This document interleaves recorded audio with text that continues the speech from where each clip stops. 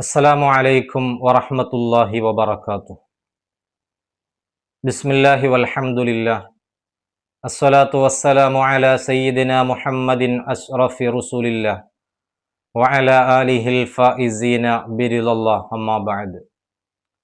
സ്നേഹമുള്ള സഹോദരങ്ങളെ, പരിശുദ്ധ റമദാൻ ആകുമ്പോൾ ധാരാളം ആളുകളുടെ മനസ്സിൽ ഉദയം ചെയ്യാറുള്ള സംശയങ്ങളാണ് സക്കാത്തുമായി ബന്ധപ്പെട്ട ധാരാളം വിഷയങ്ങൾ. ആ സംശയങ്ങൾക്കൊക്കെ ഒരു നിവാരണമെന്ന രൂപത്തിൽ സക്കാത്തുമായി ബന്ധപ്പെട്ട വളരെ ഹ്രസ്വമായ ഒരവതരണമാണ് ഹിദായയുടെ പുതിയ എപ്പിസോഡിൽ നമ്മൾ ലക്ഷ്യമിടുന്നത്.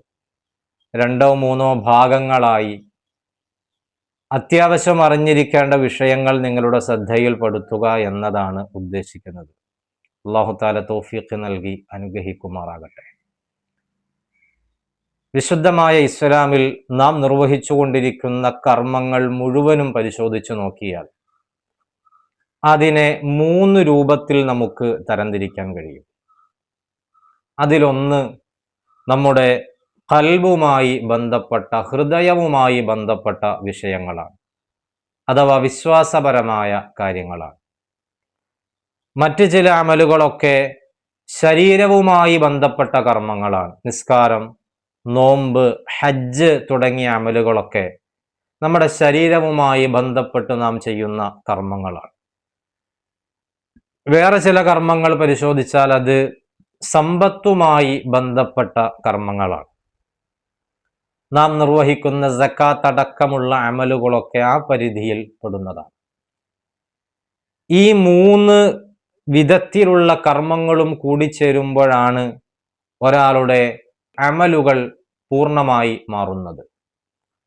അതുകൊണ്ട് തന്നെയാണ് വിശുദ്ധമായ ഖുർആനിൽ സൂറത്തുൽ ബഖറയിലൂടെ അല്ലാഹു തആല മുത്തഖീങ്ങൾ ആരാണ് എന്ന് വിശദീകരിക്കുന്ന ഭാഗത്ത് അല്ലദീന യുഅ്മിനൂന ബിൽ ഗൈബി വയുഖീമൂന സ്വലാത്ത വമിമ്മാ റസഖ്നാഹും യുൻഫിഖൂൻ എന്ന് രേഖപ്പെടുത്തിയത് കാണാം.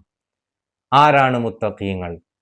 അല്ലദീന യുഅ്മിനൂന ബിൽ ഗൈബ്, അദൃശ്യം കൊണ്ട് വിശ്വസിക്കുന്നവരാണ്.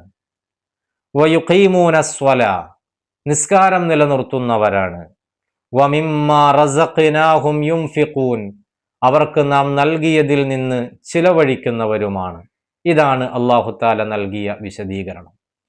ഈ വചനത്തിൽ ഞാൻ നേരത്തെ പറഞ്ഞ 3 തരത്തിലുള്ള കർമ്മങ്ങളും ഉൾപ്പെടുന്നുണ്ട്.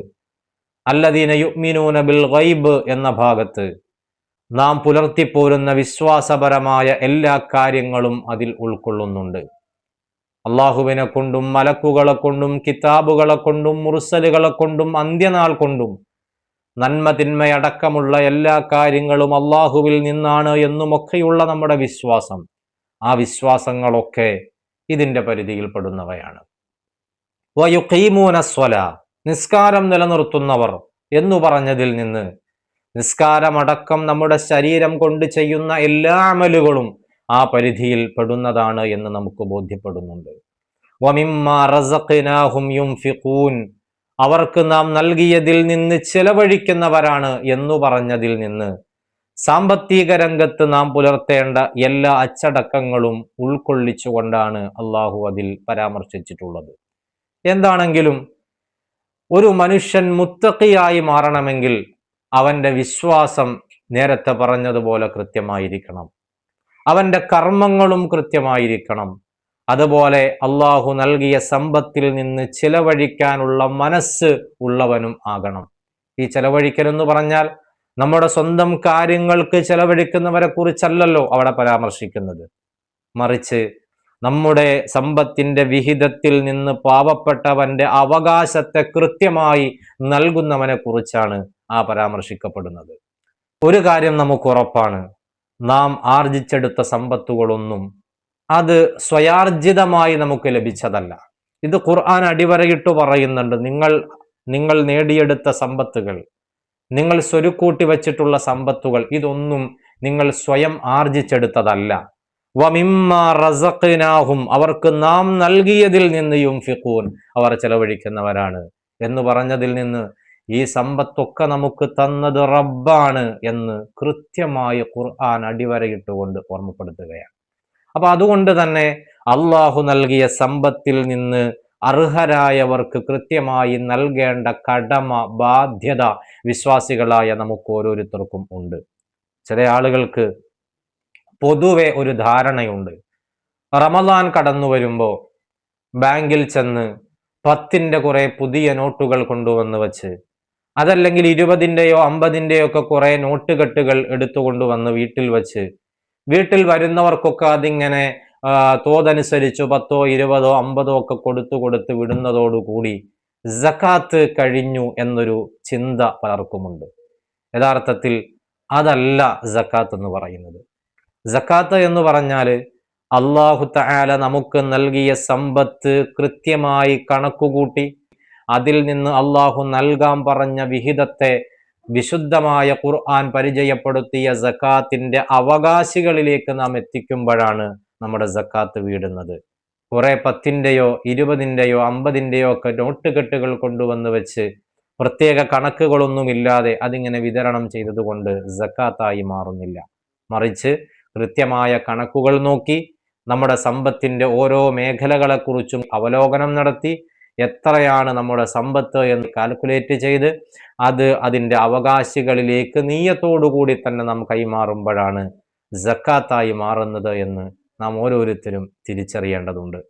അതുമാത്രമല്ല, സക്കാത്ത് എന്ന വാക്കിന്റെ അർത്ഥം തന്നെ നാം പരിശോധിക്കുമ്പോൾ, സക്കാത്ത് എന്നാൽ ആ വാക്കിന്റെ അർത്ഥം തന്നെ, ബാഹ്യാർത്ഥം, അതിൻ്റെ ഭാഷാർത്ഥം ശുദ്ധി വരുത്തുക എന്നതാണ്.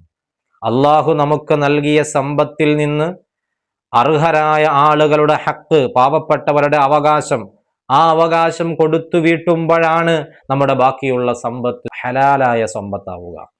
മറിച്ച് അത്തരം ആളുകളുടെ, പാവപ്പെട്ടവരുടെ അവകാശം നമ്മുടെ സമ്പത്തുമായി കൂടിച്ചേർന്ന് നിൽക്കുമ്പോൾ ആ സമ്പത്തിനെ കുറിച്ച് ശുദ്ധി വന്ന സമ്പത്ത് എന്ന് പറയാൻ കഴിയൂല. അപ്പൊ അതുകൊണ്ട് നമ്മുടെ സമ്പത്തിൽ നിന്ന് പാവങ്ങളുടെ അവകാശത്തെ കൃത്യമായി നാം കൊടുത്തു വീട്ടണം. മറ്റുള്ളവർക്ക് അവകാശപ്പെട്ട മുതൽ നമ്മുടെ കൈവശം ഉണ്ടാകുന്ന യാതൊരു സാഹചര്യങ്ങളും ഉണ്ടാവാൻ പാടില്ല. കൃത്യസമയത്ത് കൃത്യമായ കണക്കുകൾ നോക്കി അർഹരിലേക്ക് അത് കൊടുക്കുമ്പോഴാണ് സക്കാത്ത് വീടുന്നത് എന്ന് നാം ഓരോരുത്തരും തിരിച്ചറിയേണ്ടതുണ്ട്. സക്കാത്തിന്റെ മറ്റൊരർത്ഥമുണ്ട്. ആ അർത്ഥം വളർച്ച എന്നതാണ്. വളർച്ച എന്നൊരർത്ഥം കൂടി സക്കാത്ത് എന്ന വാക്കിന് ഭാഷാ പണ്ഡിതന്മാർ നൽകിയത് കാണാം. അഥവാ സക്കാത്ത് കൊടുത്താൽ ബാക്കിയുള്ള നമ്മുടെ സമ്പത്തിൽ ഇനിയും വർധനവുണ്ടാകുമെന്നാണ് അതിൻ്റെ അർത്ഥമെന്ന് അതിൻ്റെ വിശദീകരണമായി പണ്ഡിതന്മാർ രേഖപ്പെടുത്തിയത് കാണാം. ഉദാഹരണത്തിന്, നമ്മുടെ വീട്ടിലൊരു കിണറുണ്ടെങ്കിൽ ഈ കിണർ തീരെ ഉപയോഗിക്കാതിരുന്നാൽ, ആ കിണറിൽ നിന്ന് വെള്ളം എടുക്കാതിരുന്നാൽ കുറെ കഴിയുമ്പോൾ കിണറിലെ വെള്ളം കേടുവന്നു പോകും. ആ വെള്ളം ഉപയോഗശൂന്യമായി മാറും. നാം അതിന് പൊട്ടക്കിണർ എന്നൊക്കെ വിശേഷിപ്പിക്കുകയും ചെയ്യും. അതേസമയത്ത് വെള്ളം ഇങ്ങനെ കൃത്യമായി ഉപയോഗിച്ചു കൊണ്ടിരുന്നാലോ ആ കിണറിൽ വീണ്ടും പുതിയ ഉറവകൾ രൂപപ്പെട്ട് വെള്ളം അതിലേക്ക് പുതിയതായി കടന്നു വന്ന് ആ കിണർ കൂടുതൽ ശുദ്ധിയുള്ളതായി നിലനിൽക്കും. ഇതുപോലെ തന്നെയാണ് നമ്മുടെ സമ്പത്ത്. ആ സമ്പത്തിൽ നിന്ന് അർഹരായ പാവപ്പെട്ടവരിലേക്ക് അവരുടെ അവകാശത്തെ നമ്മൾ കൊടുത്തുകൊണ്ടിരുന്നാൽ ബാക്കിയുള്ള നമ്മുടെ സമ്പത്തിൽ അല്ലാഹു തആല വർധനവ് തന്നുകൊണ്ടിരിക്കും. ഇല്ലാത്ത പക്ഷം നമ്മുടെ സമ്പത്ത് കേടുവന്നു പോകും. അതിൽ ഒരുപാട് മാലിന്യങ്ങൾ കലരാനുള്ള സാധ്യത കൂടുതലാണ്. അപ്പൊ അതുകൊണ്ട് പ്രത്യേകം ഈ വിഷയം ശ്രദ്ധിക്കേണ്ടതുണ്ട്. ഇൻഷാ അള്ളാഹ് ഇനി സക്കാത്തിന്റെ വ്യത്യസ്ത ഇനങ്ങളെക്കുറിച്ചും അതെങ്ങനെ കൊടുക്കണമെന്നതിനെ കുറിച്ചുമൊക്കെ വരുന്ന ദിവസങ്ങളിൽ നമുക്ക് ചർച്ച ചെയ്യണം. അള്ളാഹു തൗഫീഖ് നൽകട്ടെ.